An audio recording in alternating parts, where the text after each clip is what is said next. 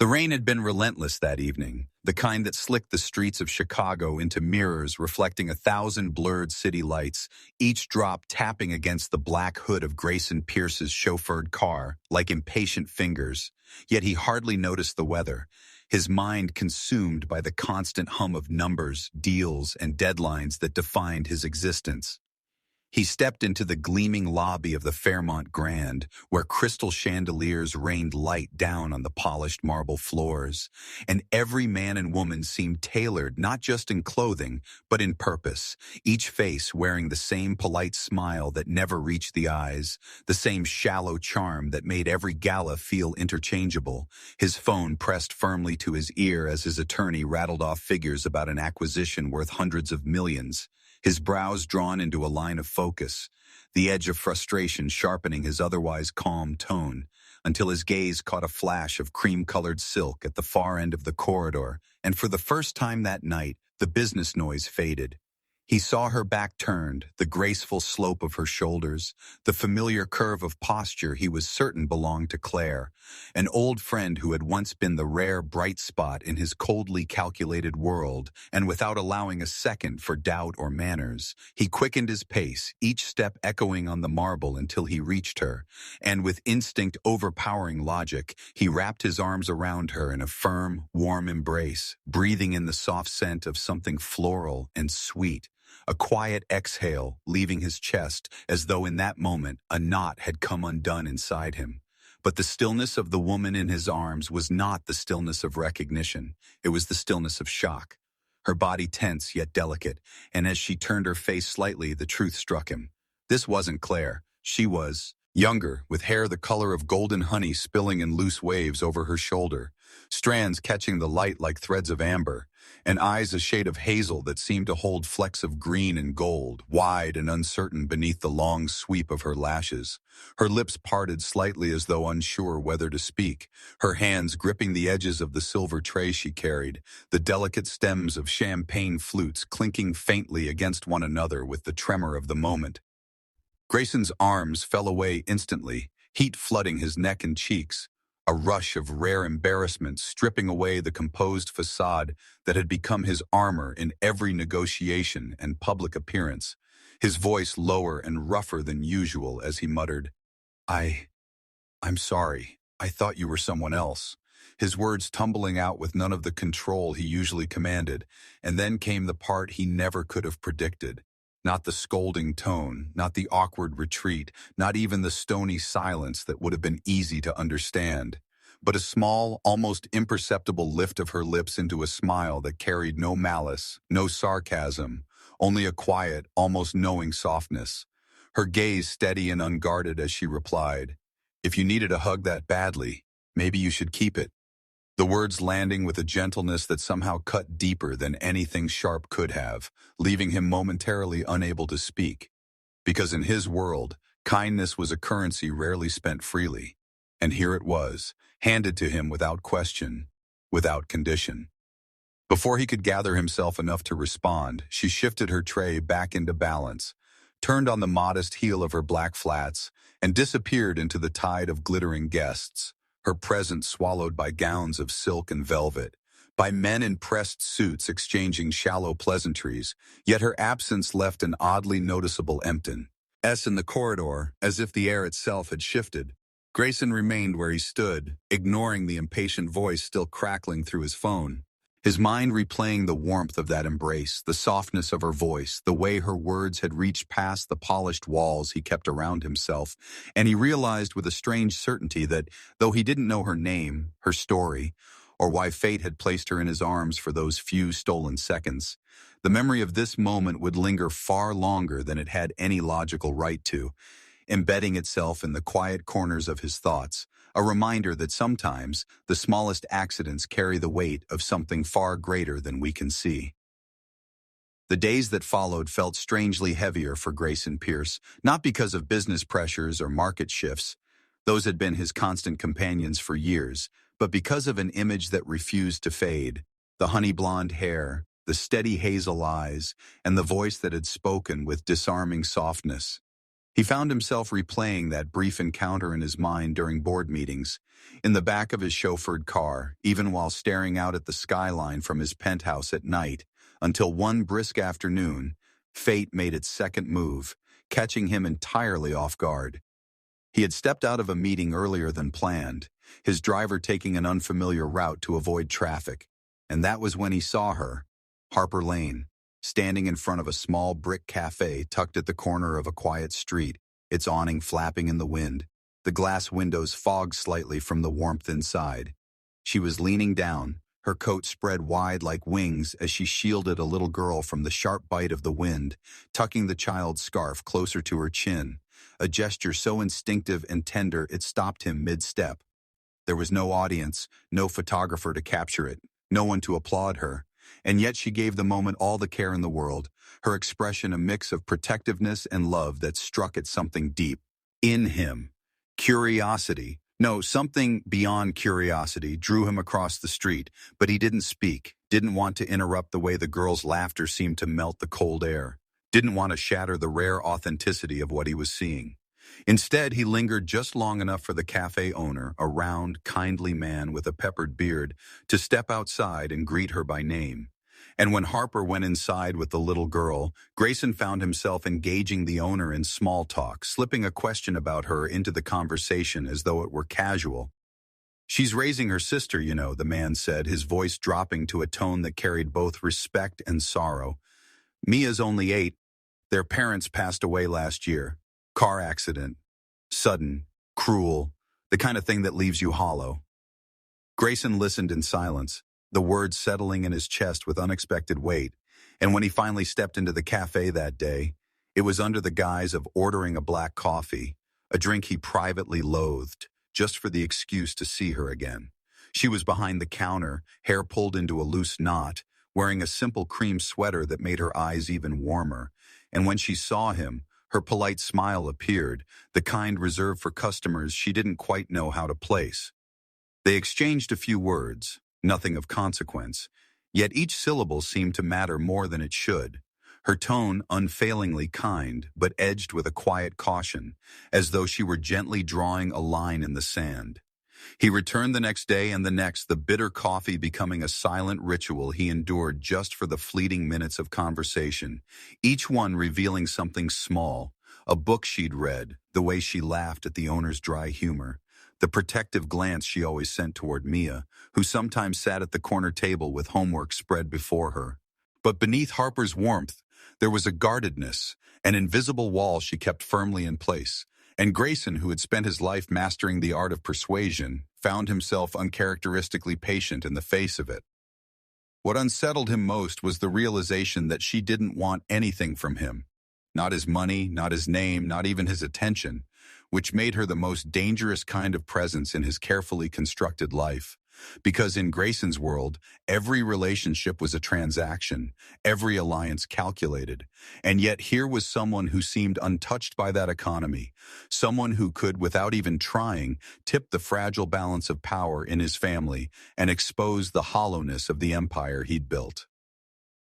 The moment rumors about Harper Lane began to swirl through the polished marble halls of the Pierce estate, Margot Pierce's disapproval was swift and merciless, the kind of verdict that carried the weight of generations of pride and privilege. She had built her life around the Pierce name like it was a fragile porcelain relic, untouchable. And now her only son was threatening to tarnish it with a woman who didn't come wrapped in prestige or pedigree. And when she summoned Grayson into her study, that cathedral of mahogany, leather, and oil portraits, her words came cold and sharp. "You cannot be serious, Grayson. A cafe waitress? Do you know what that does to our name?" As though the syllables themselves were laced with contempt, and he stood there, hands in his pockets, jaw tightening, feeling the old tension of a boy being lectured but resisting the urge to explain, because he knew explanations never softened Margot.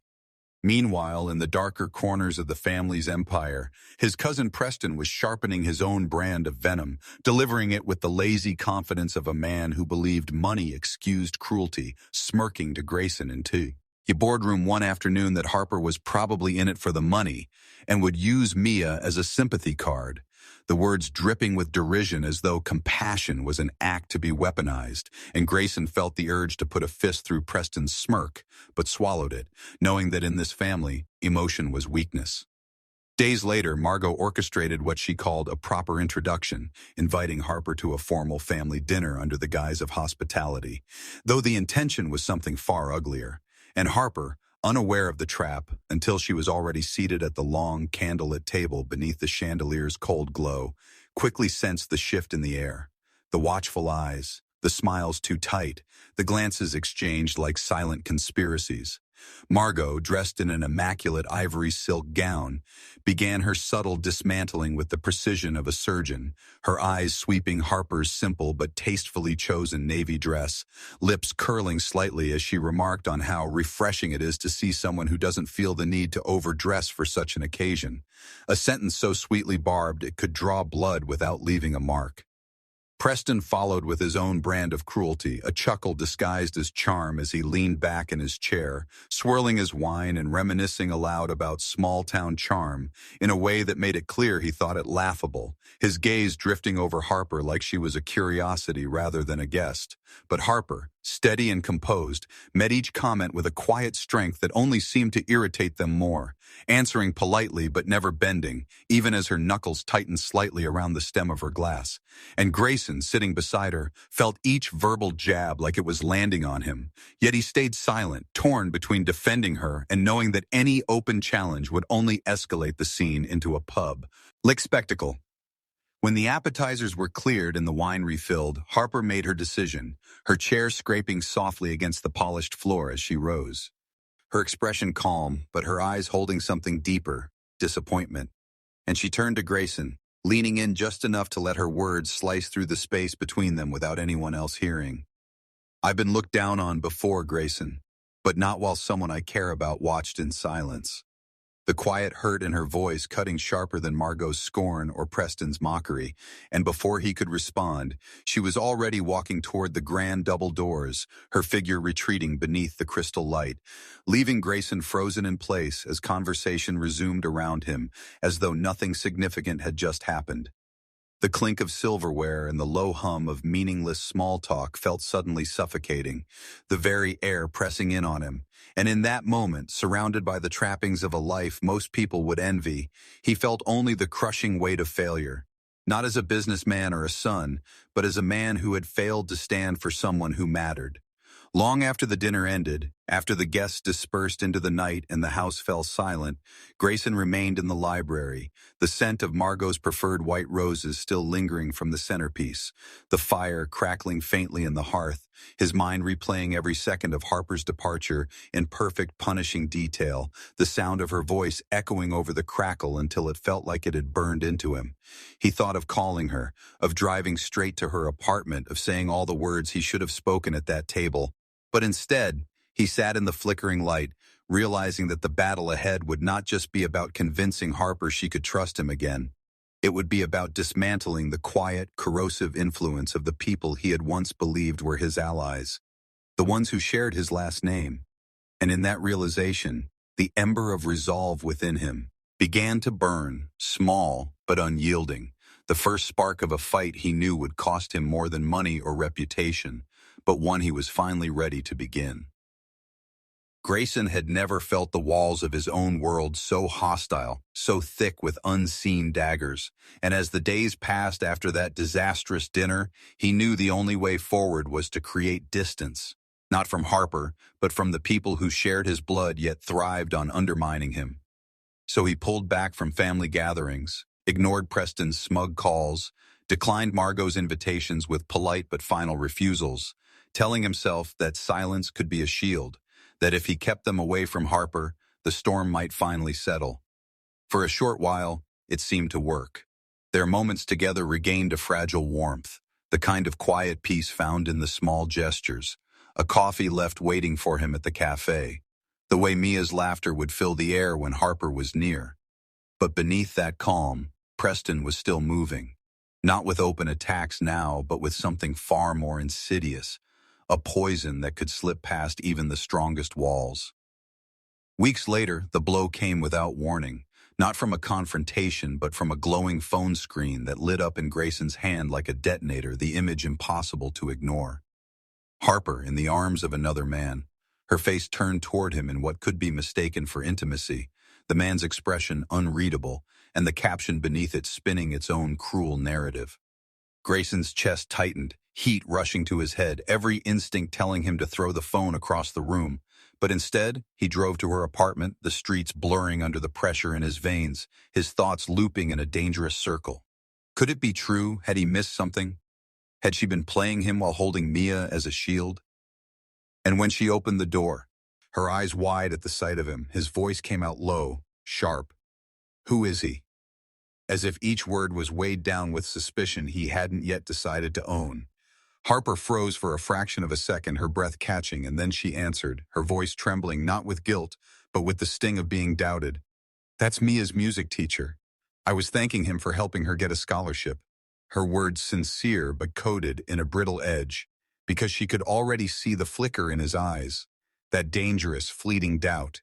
And though Grayson wanted to believe her instantly, though every part of him screamed that she was telling the truth, the damage had been done in the space between his question and his belief, a fracture invisible yet deep. Harper's gaze searched his face for trust, for the certainty she had always hoped to find in him. But what she saw instead was hesitation, and it was that hesitation, more than the photo, more than Preston's games, that cut the deepest. She swallowed hard, her voice quiet now, carrying the finality of a door closing. If you can question me that easily, maybe you were never really mine. And the way she said it wasn't angry, it wasn't dramatic. It was soft, steady, like the truth she had just discovered about him hurt more than anything else could. Grayson reached for her arm, some desperate instinct to pull her back, to explain, to tell her that it wasn't lack of love but the poison of his family that had made him falter. But she stepped away, her hand on the doorknob, her eyes glistening in the dim light, and before he could form the words, she was gone. Not storming out, not slamming doors, just slipping quietly into the night, leaving behind the faint scent of her perfume and the hollow echo of everything unsaid. And as the door clicked shut, Grayson felt the weight of the silence she left behind press against his chest, heavier than any blow Preston or Margot could deliver, because this wound wasn't theirs. It was his, and he had made it with nothing more than a moment's doubt. Weeks had passed since the night Harper walked away, but for Grayson each day had been its own kind of winter.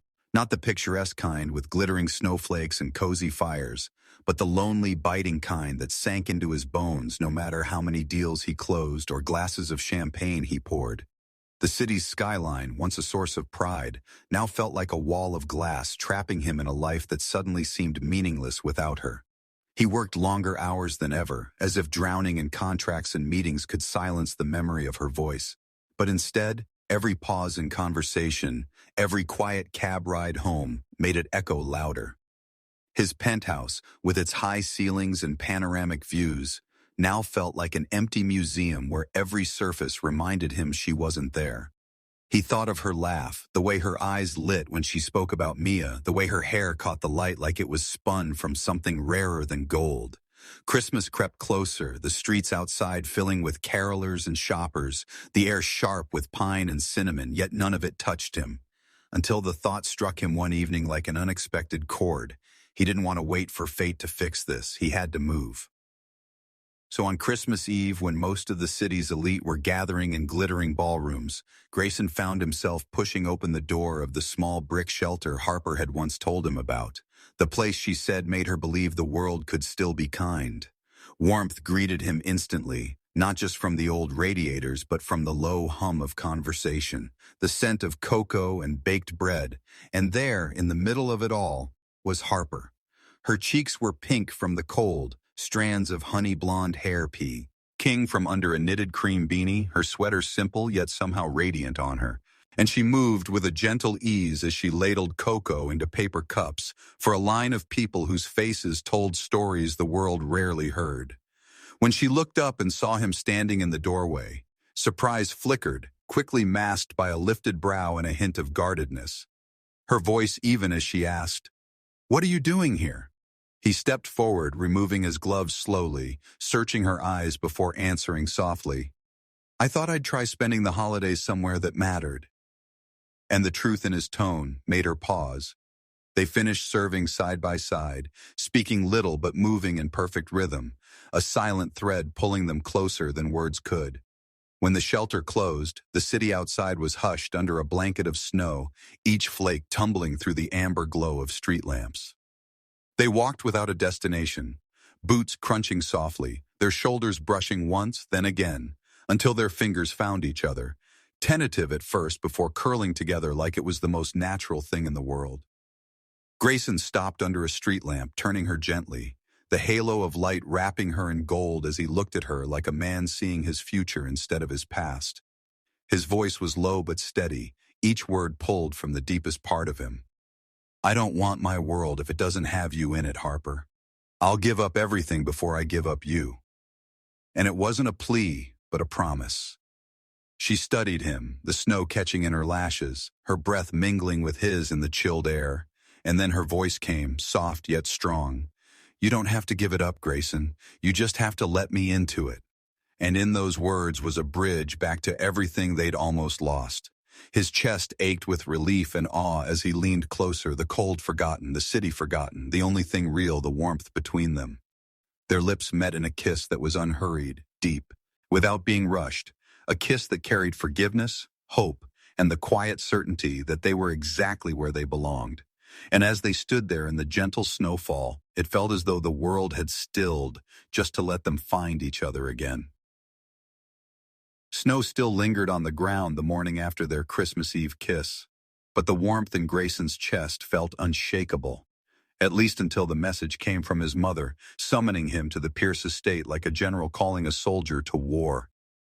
When he stepped into the grand, cold hall, Margot's eyes were like shards of ice. Her voice clipped as she hissed, "If you walk away from this family, you walk away from everything." Her words heavy with the weight of legacy, the scent of expensive perfume clinging to the air between them. But Grayson stood his ground, hands in his pockets, ocean blue eyes unblinking as he replied, I'm not walking away. I'm building something better. And in that moment, he knew that better meant love over power, truth over pretense, Harper over any inheritance. Yet he also knew that defying her meant declaring war on his own blood. The tension was palpable, like two storms circling each other, when whispers began spreading through the upper floors of the company about Preston's smirk, Preston's smug comments, Preston's perfectly timed appearance in the days the scandal broke. And a knot tightened in Grayson's gut. The kind of certainty that makes a man stop sleeping until he uncovers every secret. He spent nights poring over phone records, email trails, and security footage, piecing together the ugly puzzle until the truth stood before him like a dagger.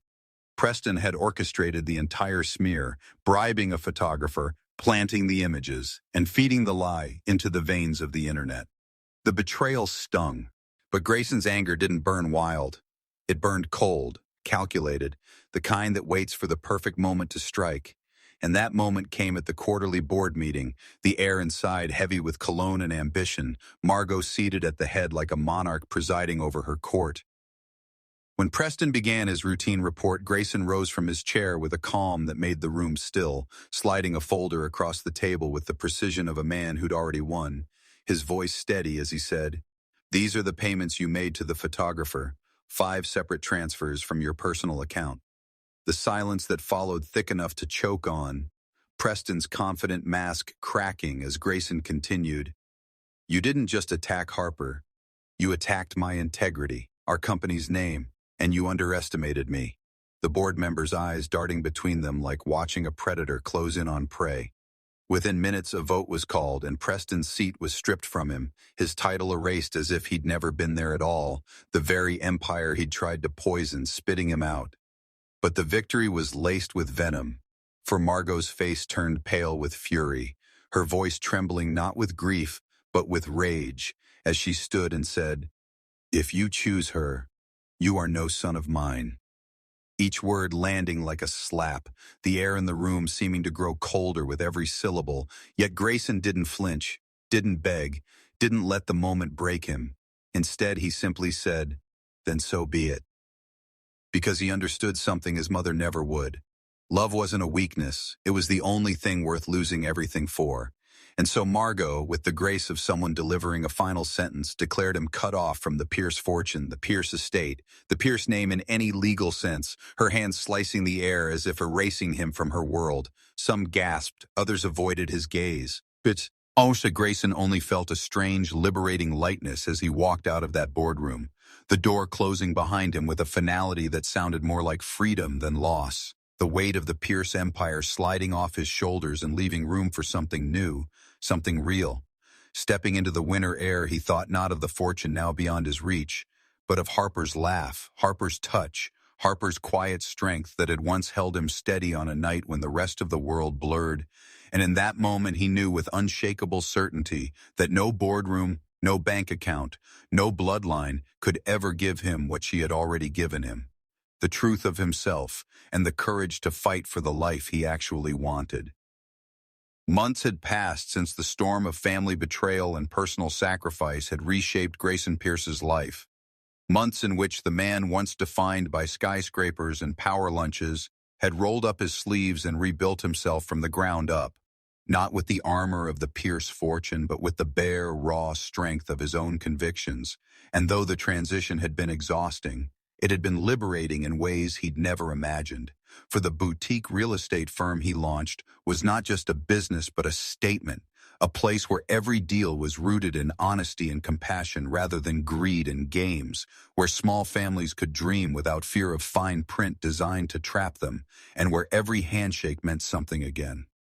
Harper had been there every step of the way, not as a bystander but as a partner in the truest sense, her instincts for people and her gentle but unwavering moral compass giving the fledgling company a heartbeat it could never have bought. Mia flourished in this new life, her laughter filling the small but warm home they purchased together. A cozy two-story with a weathered porch swing and a backyard where the little girl planted flowers each spring, proudly showing them off to neighbors who quickly became friends because here, they were no longer the subjects of gossip columns, but just another family on a quiet street. The day of the neighborhood fair dawned golden and bright, the kind of afternoon where even the air seemed to hum with anticipation, children darting between booths with painted faces, the smell of kettle corn mixing with the sound of a local band strumming under a striped tent, and Harper, dressed in a sundress the color of morning light, had her hair pulled into a loose braid as she helped Mia at the ring toss, unaware that just a few yards away, Grayson had been watching her with that same quiet awe he'd felt the first time they met, except now it was layered with months of shared laughter, whispered promises, and battles fought side by side. He approached without a word, his footsteps swallowed by the chatter of the crowd, and slipped his arms around her waist from behind, holding her firmly yet tenderly, the way a man holds the center of his world. And Harper startled before breaking into a laugh that drew curious smiles from nearby fairgoers, tilting her head just enough to glance back at him with a teasing sparkle in her hazel eyes as she said softly, "Déjà vu?" And in that moment the fair, the crowd, the noise all fell away for him, because here they were, standing in the sunlight rather than under the dim corridors of a gala, their embrace not born of mistake but of deliberate, unshakable choice. "This time," he murmured, his lips curving into a smile that reached all the way into his eyes, "I knew exactly who I was holding." And Harper's expression shifted from playful to tender as she turned fully in his arms, the late afternoon sun catching the gold in her hair, while Mia, oblivious to the depth of the exchange, squealed with joy over a small plush toy she had just won. Grayson pressed his forehead to Harper's for a long, quiet beat, the hum of the fair folding a row. And then like a backdrop to a private vow neither needed to say out loud. And in that instant, the months of pain, misunderstanding, and battles with those who had tried to divide them felt like another lifetime, one they had survived and left behind. This, her hand in his, their home waiting for them, Mia's future unshadowed, was the life he had chosen, the life he had fought for. And as Harper leaned into him with the same quiet certainty she had shown the night they reunited in the snow, Grayson knew that the boy who once chased skyscrapers had finally become the man who understood that the greatest empire he could ever build was not made of steel or glass, but of love, trust, and the kind of forever you could wrap your arms around on a sunny afternoon and hold without ever letting go.